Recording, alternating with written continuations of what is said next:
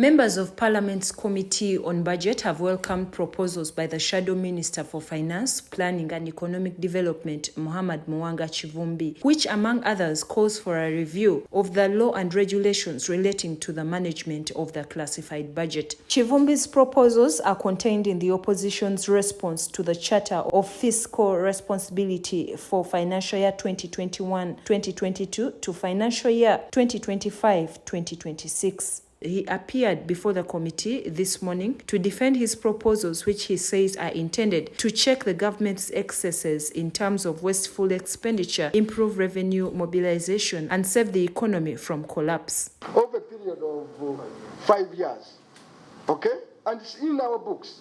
This is not classified. We are paying for security equipment worth 6.1 trillion. Over 5 years, the security asset, one asset, and I know what it is, but rules don't permit me to say it.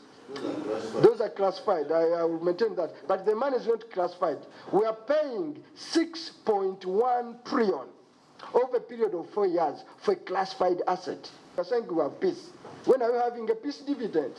Because every year you want to justify there is classified assets. That's why I invite this parliament to revisit a provision on classified expenditure and assets. The current provision of where this chair here and the one of defense and one other person looks at classified, clears it, does not in any way help a country. It is hemorrhage. I even invite the president, if he wants to stop hemorrhage, to rein in classified expenditure. He has in the same way expressed the need to audit the value for money, adding that the Auditor General is to be allocated more funds to see to it that this is implemented effectively. He expressed concern that the public debt has continued to grow because of the money being committed to classified expenditures, whose allocation take a large share of the national budget, but with limited scrutiny. Emphasis should be placed on setting performance targets for value for money audits. It has been noted with concern that value for money audits are the least undertaken by the Auditor General. For the last 10 years, the Auditor General has undertaken only 91 0.5 value for money audits compared to 17,420, 97% of financial audits and 370, which is 2.1 forensic investigations and IT audits. So these audits that the Auditor General even He also hinted on the oil sector during the Parliamentary Committee on Budget in the Parliament of Uganda. A proposal, this fund of cold oil should not only restrict oil, because now we have more minerals. We should set up a minerals fund to capture all the funds that come from mineral, because minerals are also finite.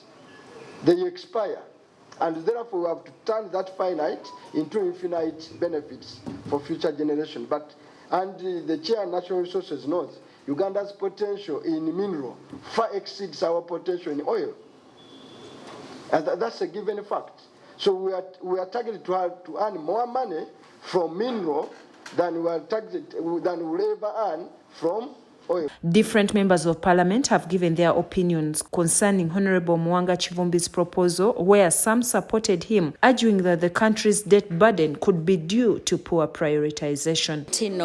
Abakulembeze balala bonna nga tebatabidde mu byabufuzi basiimye pepa ya Muwanga nti ebadde well researched nsonga zitukwatako kyensaba nti bwe kutuuka okusalawo okwannamaddala basigale n'amaaso agalaba bwe gatyo ebintu Honorable Muwanga byagambye bibadde bikulu nnyo ekyokugeza bwateeseza nti tukole comprehensive development plan nga eyeggwanga nga etunula side zonna. Tuyandyagadde okuba nga kyakoze kiina value ekisaanidde, so gavumenti esaanidde era okumanya nti tulina okulondoola essente ezo zonna ze tuba tulina mu ggwanika ly'eggwanga okukola ebintu ebituufu so si kuzijaajamya. Kituufu nnyo.